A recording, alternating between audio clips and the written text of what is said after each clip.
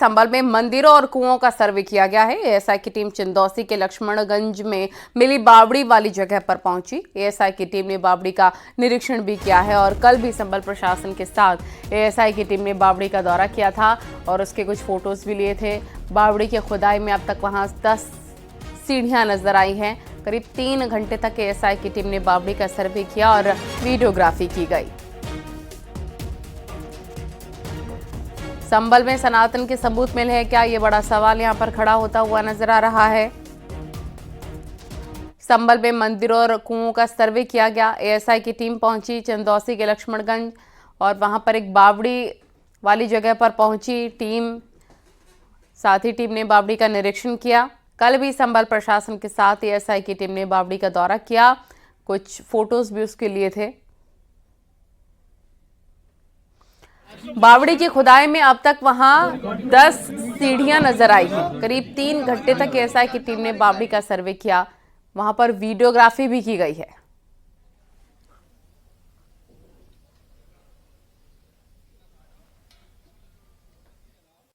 Time लगेगा, time इसलिए लगेगा कि अभी तो ऊपर तक जो पोर्शन था तो हम लोगों को जेसीबी ट्रैक्टर लगा करके मलबा उठा लिया, लेकिन अब अंदर स्ट्रक्चर है। यदि हम लोग जेसीबी या कोई मशीन लगाते हैं तो स्ट्रक्चर को क्षति होने की संभावना है, जिसके नाते हम लोग मैनुअली जो है लेबर जो है फावड़ा और तहसील से एक खट्टी मट्टी उठा कर बाहर कर रहे हैं। तो उससे जो है टाइम लग सकता है। कितनी खुदाई हो चुकी है अब तक? कितनी खुदाई हो चुकी है अब तक? ये मुश्किल है ना, ये एरिया जो है कि अंदर दबा पड़ा है और मुझे लगता है कि इस तरीके से तो ये महीना भर ही लग सकता है इसकी खुदाई होने में। संभल में बावड़ी कुआं का एएसआई सर्वे का काम आज पूरा हो गया है। एएसआई की टीम करीब 3 घंटे बावड़ी कुआं में रुकी है, जहां पर वीडियोग्राफी की है, फोटोग्राफी की है, सैंपल लिए हैं। इसके अलावा पैमाइश भी हुई है। इस दौरान भारी तादाद में भीड़ मौके पर उमड़ी, सुरक्षा के कड़े इंतजाम रहे। वहीं टीम के जाने के बाद भी यहाँ पर जैसे कि पिछले 4 दिनों से सफाई का काम चल रहा है बावड़ी कुआं का, इस समय भी काम जारी है। यहाँ से मलबा निकाला जा रहा है। तमाम सारे मजदूर हैं, करीब 50 से 60 कर्मचारी हैं नगर पालिका के, जो मलबा निकालने का काम कर रहे हैं। वहीं बावड़ी कुआं को लेकर बहुत उत्सुकता है लोगों में कि आखिर ये है क्या। जहाँ ये राजे रजवाड़ों की संपत्ति बताई जाती है, वहीं पर आखिर इसका उद्देश्य क्या था बनाने का। क्या ये आरामगाह थी या यहाँ पर सेना रुकती थी। तमाम सारी ऐसी चीज़ें हैं जिन पर हालांकि उसके बाद भी, सर्वे के बाद भी तमाम लोग यहाँ, कुछ लोग मौजूद हैं जो यहाँ खड़े हुए हैं, जो देखना चाह रहे हैं कि आखिर क्या है। मुजफ्फरनगर में मजार की मरम्मत का काम शुरू हो गया है। हिंदू और मुस्लिम समाज के लोगों ने पुलिस की मौजूदगी में मजार की मरम्मत का काम शुरू कराया। बता दें कि बुढ़ाना कोतवाली क्षेत्र में सोमवार रात 150 साल पुरानी मजार को तोड़ने का मामला सामने आया था। आरोप है कि कुछ भूमाफिया ने मजार में तोड़फोड़ की घटना को अंजाम दिया। इस मामले में पुलिस ने शिकायत मिलने पर कई नामजद समेत 10-15 लोगों के खिलाफ गंभीर धाराओं में केस दर्ज किया है। आरोप है कि भूमाफिया ने मजार के पास पेट्रोल पंप बनाने को लेकर तोड़फोड़ की थी।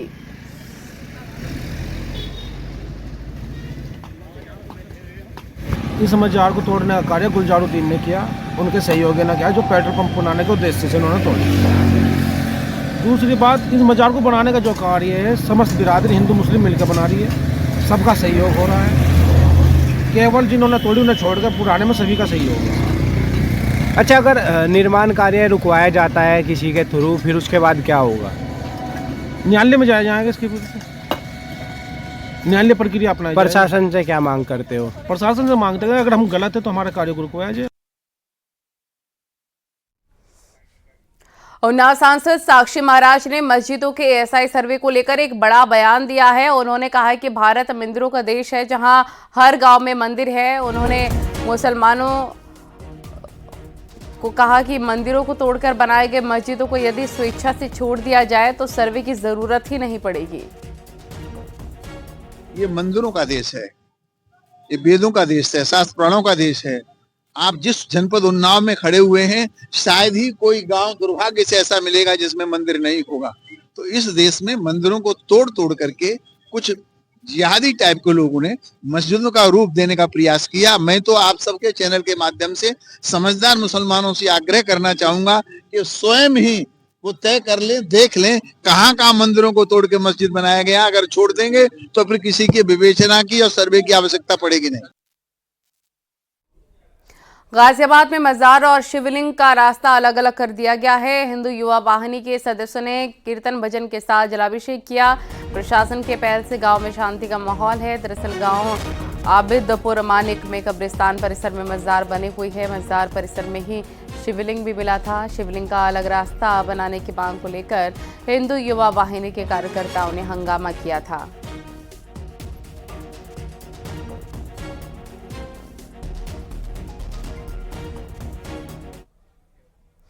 कुंभ को लेकर पुलिस प्रशासन पूरी तरह से अलर्ट मोड पर है। पुलिस के बड़े अफसर कुंभ की व्यवस्था संभाल रहे हैं, ग्राउंड जीरो पर उतरकर तैयारियां देख रहे हैं। इसी कड़ी में सूबे के ADG law and order Amitabh Yash Kumbh Mela क्षेत्र में पहुंचे, तैयारियों का जायजा लिया। एडीजी ने क्रूज पर सवार होकर संगम क्षेत्र में तैयारियों को परखा भी। आज जो एसटीएफ, एटीएस के कमांडोज की कंपनी, उनका व्यवस्थापन, उनके लिए बनाई गई फैसिलिटीज़, जल पुलिस और मेला के थाने का निरीक्षण किया मैंने।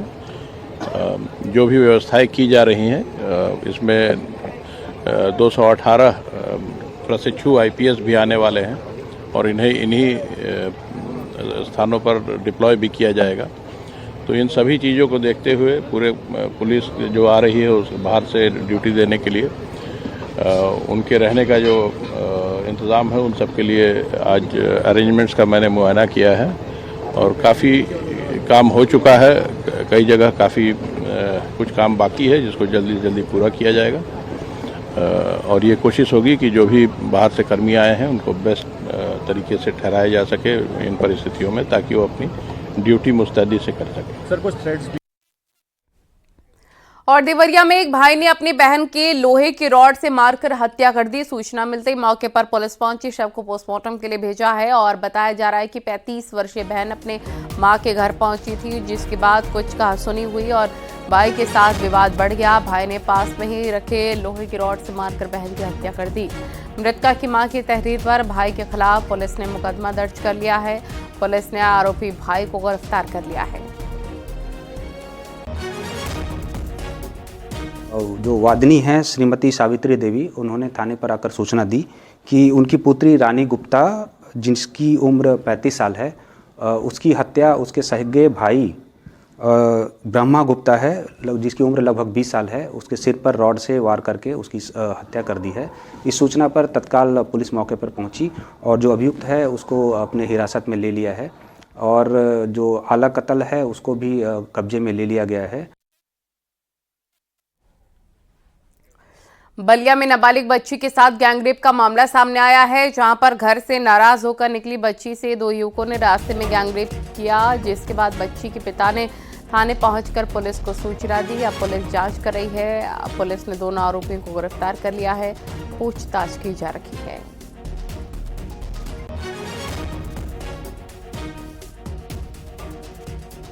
प्रार्थना पत्र दिया कि उसकी नाबालिग पुत्री जो नाराज होकर घर से चली गई थी, उसको रास्ते में दो लड़के मिल गए और उन लड़कों ने पुत्री के साथ गलत काम किया। इस संबंध में पुलिस को सूचना मिलने पर पुलिस तत्काल मौके पर पहुंची और घटनास्थल का निरीक्षण करने के साथ उचित धाराओं में अभियोग पंजीकृत करने और उन अभियुक्तों की गिरफ्तारी के लिए तत्काल प्रयास किया और अभियुक्तों को गिरफ्तार कर उनसे पूछताछ की जा रही है और अभियोग में आवश्यक विधिक कार्रवाई की जा रही है।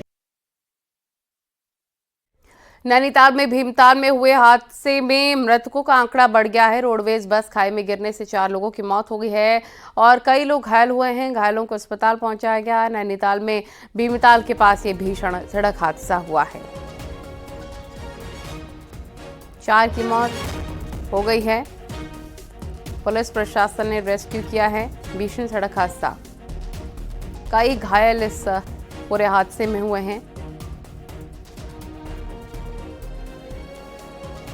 वे नैनीताल से बड़ी खबर, घायल यात्रियों का रेस्क्यू किया गया।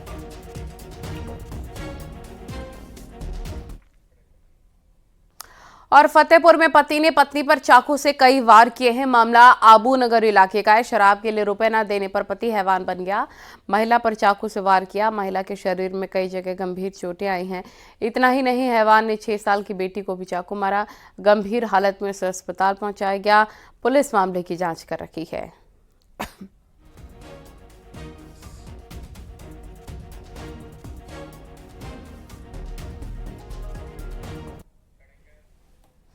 गाजियाबाद में फार्म हाउस के बाहर चोरी हुई है। कार पुलिस ने बरामद कर ली है चोरी हुई, और 2 आरोपी गौरव और आकाश को पकड़ लिया है। पुलिस ने खुलासा करते हुए बताया, पीड़ित नितिन की पत्नी पवित्रा ने ही आकाश और गौरव के साथ मिलकर पति की कार चोरी करवाई थी।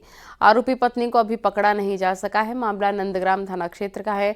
आरोपी गौरव और पवित्रा एक दूसरे को पहले से जानते थे। दोनों के बीच अफेयर था। गौरव को कुछ रुपयों की जरूरत थी, इसलिए पवित्रा ने अपने पति की कार चोरी करवा दी। फोन के माध्यम से इनके संपर्क में आए थे और फोन से ही इनसे बातचीत की थी, और उसी फोन से ही माध्यम से इन्होंने पूरा षड्यंत्र तैयार किया था कि किस तरह से जो है वो चोरी करनी है कार को, और डुप्लीकेट चाबी बनवा करके ओरिजिनल चाबी वापस महिला को दे दी गई थी। और उसके बाद फिर वो महिला ने बताया कि जो है कि पति का इंश्योरेंस है और वो इंश्योरेंस के पैसे क्लेम कर लेगी, और जो गाड़ी बेच करके पैसे मिलेंगे वो हम आपस में बांट लेंगे। यही वो फार्म हाउस है, जेएस फार्म हाउस, जहां बीती 6 तारीख को नितिन नामक युवक अपनी पत्नी पवित्रा के साथ एक शादी समारोह में शामिल होने के लिए आया था, और जब बाहर आकर उसने देखा तो उसकी होंडा सिटी गाड़ी गायब थी, जिसकी उसने लिखित में एक पुलिस को शिकायत दी। पुलिस ने जब जांच की तो मामला का खुलासा करते हुए पुलिस ने 2 आरोपी गौरव एवं उसके साथी को गिरफ्तार किया है। पुलिस पूछताछ में गौरव ने यह बताया कि नितिन की जो पत्नी है पवित्रा, उसकी पहले से ही गौरव से जान पहचान थी, उसे कुछ पैसों की जरूरत थी, जिसके चलते उसने पवित्रा को कहा कि मुझे कुछ पैसे चाहिए। तो पवित्रा ने ही अपने पति की गाड़ी की चोरी की वारदात को अंजाम देने के लिए गौरव को शादी वाले दिन यानी कि 6 तारीख को इसी फार्म हाउस के बाहर आकर नितिन की गाड़ी की चाबी दे दी, और गौरव यहां से अपने साथियों के साथ गाड़ी में सेल्फ मारने के बाद यहां से गाड़ी को मुजफ्फरनगर ले गया और वहां से सहारनपुर ले गया। इस दौरान गौरव ने बड़े ही शातिराना अंदाज में गाड़ी की नंबर प्लेट भी चेंज कर दी थी, ताकि सीसीटीवी कैमरे के अंदर वो गाड़ी ना आने पाए। हरदोई में शराब के विवाद में एक युवक की पीट कर हत्या कर दी गई। घटना के बाद परिजन ने गांव के ही 2 लोगों पर आरोप लगाते हुए बताया, युवक को टॉर्च चोरी के मामले में थाने में गवाही के लिए ले गए थे और लौटते वक्त वारदात को अंजाम दिया। गांव के ही 2 लोगों ने लड़के की पिटाई की और गंभीर हालत में उसे घर छोड़कर चले गए। अगले दिन लड़के की मौत हो गई। पुलिस का कहना है कि शराब पीने के दौरान किसी बात पर झगड़ा हो गया था। के पति की मृत्यु हो गई है, जिनका शव घर पर रखा हुआ है, तथा गांव के ही 2 लोगों पर उन्होंने आरोप लगाया। इस सूचना पर पिहानी पुलिस तत्काल मौके पर पहुंची। शव को कब्जे में लेकर पंचायतनामा की कार्रवाई की गई। शव पर कोई जायरा चोट प्रतीत नहीं थे। शव को वास्ते पोस्टमार्टम मर्चरी भेजा गया। शव का पोस्टमार्टम डॉक्टरों के पैनल से तथा वीडियोग्राफी के साथ कराया जाएगा। अग्रिम वैधानिक कार्रवाई प्रस्तुत है। और कानपुर आईआईटी की छात्रा ने एसीपी मोहसिन खान के खिलाफ एक और एफआईआर दर्ज कराई है। छात्रा का कहना है, गिरफ्तारी पर स्टे मिलने के बाद से एसीपी अपने रसूख के दम पर उसे डरा रहा है।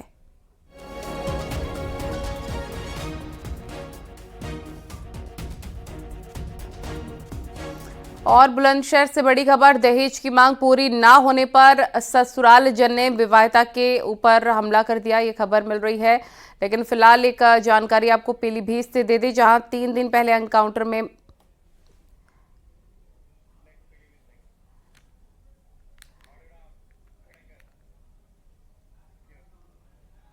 पीलीभीत से खबर, जहां 3 दिन पहले एनकाउंटर में मारे गए खालिस्तानी आतंकवादियों का एक सीसीटीवी फुटेज सामने आया है, जिसमें वो एक होटल में जाते हुए दिख रहे हैं। इस वीडियो में एक चौथा शख्स भी दिखाई दे रहा है। इसकी पहचान पुलिस ने कर ली है। आपको बता दें, खालिस्तानी जिंदाबाद फोर्स के 3 आतंकी गुरविंदर सिंह, वीरेंद्र सिंह उर्फ रवि और जसप्रीत सिंह उर्फ प्रताप सिंह को पीलीभीत पुलिस ने 23 दिसंबर को एक एनकाउंटर में मार गिराया था। ये सभी आतंकी पंजाब के गुरदासपुर के रहने वाले थे। इन आतंकवादियों ने गुरदासपुर की बख्शीवाला पुलिस चौकी पर ग्रेनेड से हमले का आरोप लगाया है।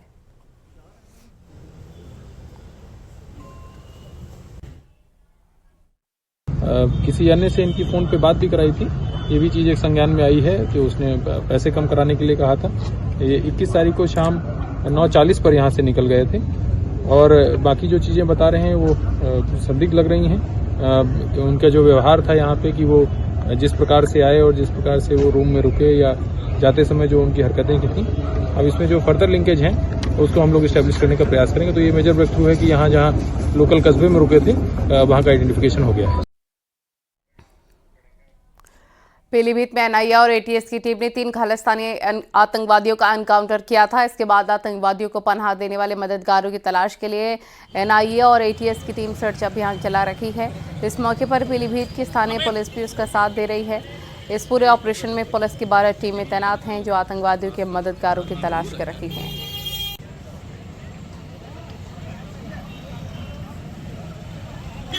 पीलीभीत के पूरनपुर क्षेत्र में यहाँ पर पीलीभीत पुलिस की 12 टीमों द्वारा सर्च ऑपरेशन किया जा रहा है। आप खुद देख सकते हैं कि ये 12 वो टीमें हैं जो सर्च ऑपरेशन कर रही हैं और उन मॉड्यूल को खंगालने में जुटी हैं जिन्होंने यहाँ पर 3 आतंकी जो इनकाउंटर में मारे गए हैं उनको पनाह दी थी।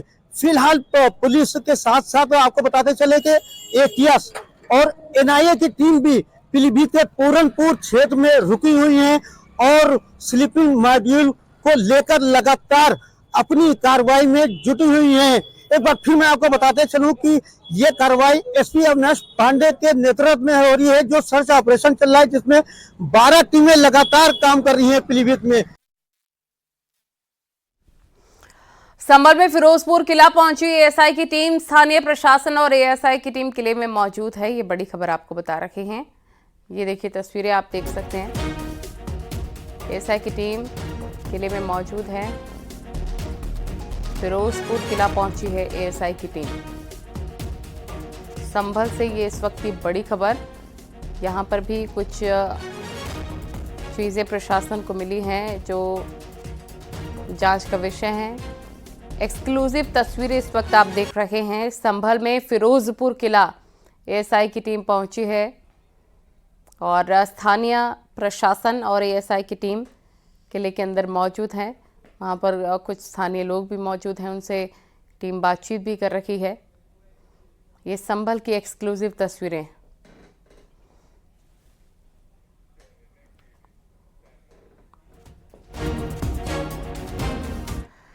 और अमेठी में 28 साल का एक युवक पिछले करीब 1 महीने से लापता है। इसका अब कुछ पता नहीं चल सका है। अब तक मनीष राय नाम का ये लड़का 27 नवंबर से लापता है।